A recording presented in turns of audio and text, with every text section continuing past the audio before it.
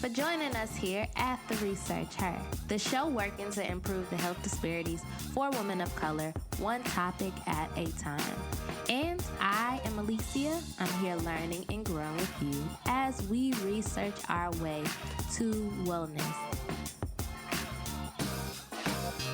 Welcome back to our review series where we are taking a look back at some of the top listened to episodes of 2019. This is the second most listened to episode of 2019 where we talk to Dr. Dominique Barnes-Walker, who is a licensed social worker and individual couple and family therapist. Dr. Barnes-Walker grew up in Chicago and is a first-generation college student. She attended the University of Illinois at Urbana-Champaign, where she earned her bachelor's degree in social work. She continued to earn her Master of Social Work at the university, and since the episode has aired, she has successfully defended her dissertation titled Examining the Endorsement of the Strong Black Woman Archetype on Romantic Relationship Satisfaction. She became the youngest person to complete the Ph.D. in Couple and Family Therapy program from Adler University and the first Black woman to complete the program. Let's get into this conversation with Dr. Barnes-Walker. Hey, welcome to the show. Thank you. Did you always know that you would get into social work and psychotherapy? No, not at all. I started off in teaching. I was studying elementary education, and I really thought I was going to be a teacher, which in hindsight, I'm trying to be a professor, but I didn't want to be an elementary school teacher. Like once I got in the classroom and stuff, once I started talking to some of the kids, I was like, you know how kids are, they'll share with you their whole life, like right off the bat. So once I started like doing one-on-one tutoring sessions with kids and stuff, and I started talking to them more, I liked the one-on-one, face-to-face aspect of it, but deeper. I'm like always wanting to like talk more with them about their lives and things like that. So I was like, I think I want to do therapy. I'm assuming that was in undergrad. So were there any other undergrad experiences that really like shifted your gears so that you were going more into the social work realm? I volunteer a lot of agencies that was around social work, and not even just therapy, just more so like case management, just helping people in the realm of like in several different aspects of their lives. And that's when I knew that I wanted to like definitely shift my focus on like helping people in a different way. At what point did you decide that you were going to pursue a PhD? Ooh. So then here's another thing. So once I got into my master's program, Master's of Social Work, I was interning at the courthouse. And then I started I'm a mediator as well. So I started doing mediation for parents, people who are getting a divorce or separated. And I really loved it. And I thought I wanted to go into law. I was making parenting agreements for people. And then, like I said, I was interning at the courthouse. And I really thought, I was like, I think I want to go to law school. So I was studying for the LSAT. I think it was like a week before the LSAT. I really just had to like sit down and think, okay, so what do I want to do with this law degree? And I was going to do family law. And I was like, really what I'd be doing in there is extra, basically talking to people about their lives. I'd be doing therapy and not really the legal part of it. And I was like, I need to go get a PhD. And I had one class in my master's program was called family therapy. And we actually got a chance they had like a clinic at the School of Social Work at U of I. And we were able to see couples under supervision of a licensed social worker. But then that's when I learned, okay, yes, I really want to do this. This is what I want to do. I do not want to go to law school. Like a week before the LSAT, I was like, nope, not going to do this. I had to go take the GRE. Never study for the GRE again. I was studying for the LSAT for a whole year. Took the GRE, luckily did decent. I guess some of the stuff transferred over, and I just started applying to PhD schools. And this was in November, December. All the applications were due that January. So I had like 2 weeks to change my personal statement to completely switch to family therapy. And that's when I was like, I'm going to do a PhD. And that's how that story changed. So I went from teaching elementary school to therapy. Then I was like, I want to law school. And I was like, nope. And now I'm in PhD. And I'm like, I don't regret the decision at all. I'm so happy I did not go to law school. So happy.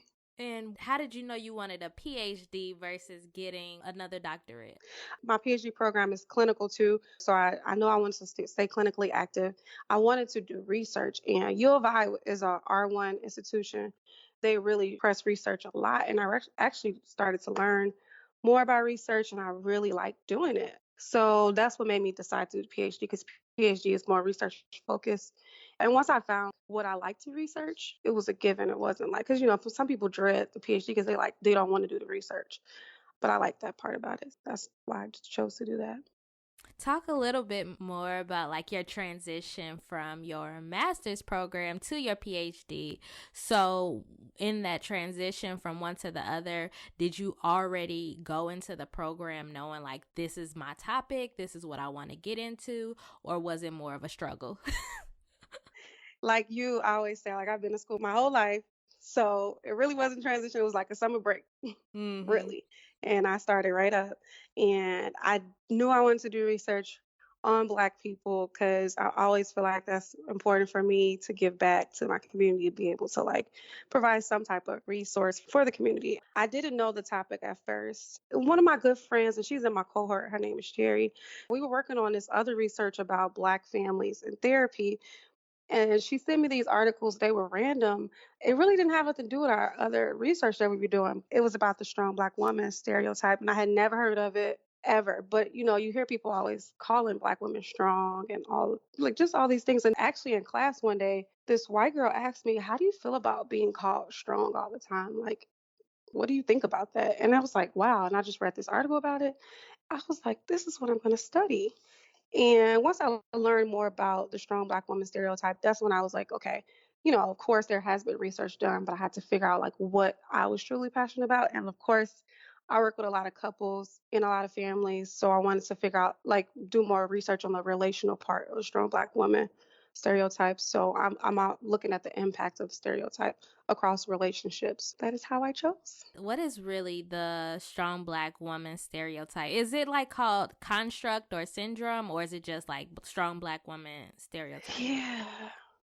So here's the thing about like Black literature and research. Our research is being more accepted Mm. in publications. There was no one word for it. It was called a construct, icon, ideal, a archetype, a discourse, a mass, all these different ways that people classify. And even like you said, syndrome, I call it a stereotype, and a lot of people do.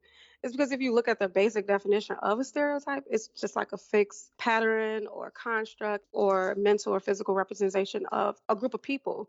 I feel like the word stereotype is all encompassing of what several of those overlapping constructs that people call it, because people have called it sojourner truth syndrome and several other things, and they all really mean the same thing. So, what are the stereotypes? The creation of the strong Black woman stereotype is based off overlapping constructs of internalized racism, sexism, and oppression dating back to slavery. And the basis of the strong Black woman stereotype is someone who possesses strength. We talk about our grandmothers and our mothers. We always say, like, they're so strong. I wish I could be as strong as they are. And the idea of being strong is the basic construct underlying meaning of the strong Black woman stereotype. But the strong Black woman is defined as someone who is very, very independent. She is resistant to like any vulnerability or being emotional. And part of her duty and responsibility is to take care of her family and to take care of her community. She's selfless, so she'll put herself on the back burner to make sure her people are good, to make sure her family is good. She's a provider. The strong Black woman is expected to exceed no matter what. With limited resources, if you have nothing, you'll make something out of it. The strong Black woman definitely detaches from her emotions and hones in on the fact that we are further strengthened through our struggles. What are the symptoms of the strong Black woman stereotypes? Medically, The impact of being stressed out and not being able to release that stress causes a lot of other medical issues, but also just emotional health and emotional well-being is very for Black women is very bad. A lot of Black women, they'll take on a lot of responsibilities although they know that they can't afford to put that on their plate. That's the way that looks sometimes. Or a strong Black woman who endorse the stereotype will not understand or know what's happening, being on a lot of stress and pressure from everyone around you to just put on this facade of, okay, I'm good, I don't need anything, I'm not even expecting anything from anybody else. When all those things come together, sometimes they do crash. And that really does weigh heavily on the strong Black woman's self esteem and confidence. To be called strong and to be called a strong Black woman, that's like a badge of honor for a lot of Black women. You know, if you present anything else outside of that, the research shows a lot of Black women will like actually talk to the other Black women, like, you know, say things like, wow, you couldn't even do those like 5 things. So it's a lot of relational aspects of internalizing the strong Black woman stereotype that impact your relationship with your family, people who are close to you, even at work, at school. There's an expectation that Black women will just see no matter what, whatever they're presented with. Mm-hmm. I saw that it can be transmitted. The term transmitted was used. I thought that was kind of funny, but like, Yeah. how is it transmitted? So it's kind of like, I don't know if you ever heard like transgenerational trauma or the characteristics of a strong Black woman started back from slavery. There's like several big stereotypes called the Mammy, the Jezebel, and the Sapphire. Being strong was a means of survival for Black women. There was no choice. Black women were raped in slavery, and they had no choice but to be strong and to present as strong. If not, Black women would break down and cry when her kid is being taken away from her, or like try to like do something other than being strong before being raped. They would risk being separated from their families and from their children. So that's how, when people describe it as being transmitted, is learned behavior. And you know how the saying goes, like Black women raise their daughters and their sons differently. They raise their daughters to make sure that they're strong and make sure they're independent and make sure they're internalizing the fact that they need to depend on anyone else, and especially not a man, to take care of them. When they say that it's transmitted, it's like learned behavior from your ancestors. It's not intentional. So I catch myself sometimes doing it with my dog. Like I gotta take a step back and be like, no, I can't keep doing this cycle of, oh, you just got going. You got to keep pressing. Mm-hmm. And you also mentioned that it affects the health too. So that's also supported. Is that Yeah. that as a result to this stereotype, women's health are literally at risk. Definitely is impacted deeply. You know, Black women with heart disease, being overweight. A lot of Black women who endorses the stereotypes of being a mammy and things like that. They struggle with eating disorders. It's definitely so many ways in which their physical health is impacted. Are there any other themes that we haven't discussed that occur as a result of the strong Black woman stereotype? I think it's really important to really stress the fact that there's two different sides to, you know, endorsing the strong Black woman stereotype. That yes, it is something that has been seen as very positive for our community, that Black women are able to be these amazing beings despite of our history of slavery, our history of negative stereotypes against us, all of these things that are all encompassing of the reason why we present and want to present as opposite of those things. That is amazing and great. However, on the flip side is that it's okay to not have to be the strong Black woman. If you're struggling and you know that you don't need to add anything else on your plate, and you know you can't take another responsibility, then it's important for you to take a step back and put yourself first. It's important to look out for your family and help your community, but that stuff is draining. It really does impact your mental health and your physical health. It's important for us as Black women to kind of be very aware of trying to be too independent, trying to be too much of a caretaker, sacrificing our own needs and wants for the benefit in which we think is the benefit of others. And sometimes it's not even necessarily that. And so it's always good to take a step back and be like, I love being strong, I love being independent, but I'm gonna need some help. I need help or I need support, and to like let people know how to support you. That's very important. Your thesis is pretty much about how does the strong Black woman stereotype affect romantic relationships. Do you have any Yes. preliminary data? Do you have any preliminary data that that you can share with us? Okay. The study that I'm doing, like there literally hasn't been any study like it. And what I'm looking at is different characteristics of the strong Black woman and if those could predict relationship satisfaction. However, there has been a few qualitative interviews that discuss what Black women think of being in a relationship and their expectations and their roles and things like that. I could think about a couple interviews where Black women have said, I've been married for so long and I realized that I never had expectations in my marriage because I just always felt like I had to be the woman of the house. I just had to do everything. Well, that's not okay. And that's why I'm burnt out because I've been doing, and not expecting anything of my spouse or my partner. There's been studies that show like some Black men feel like they can't date Black women because they're too independent and they feel like they can't do anything for them. They're looking for someone who they feel like they can do things for. And then a lot of Black women say they choose to be single because they feel like they're very independent. And so they're like, oh, I don't need a man for anything. So I'm good. I don't even need to be in a relationship. I don't want to be married. And that's all cool. The underlying theme is that most Black women aren't even realizing the impact of not having expectations of your partner. There's this idea of what a woman should do in a relationship or, what a man should do. Those discourses impact the satisfaction in relationship. Is there any research that supports that therapy can help with overcoming some of these mental struggles? Oh my God, yes. This is why it's important that all therapists are culturally sensitive. I'm hoping that with my research, it'll help at least understand the way Black women are entering their relationships. And so, like for couples therapists, as like myself, I'd be able to see, okay, so most women aren't even coming in with expectations or they feel like they have to do these certain things. How could we have a conversation around, what does it mean for you to be a Black woman? And what are some things that are very important to you as your identity as a Black woman?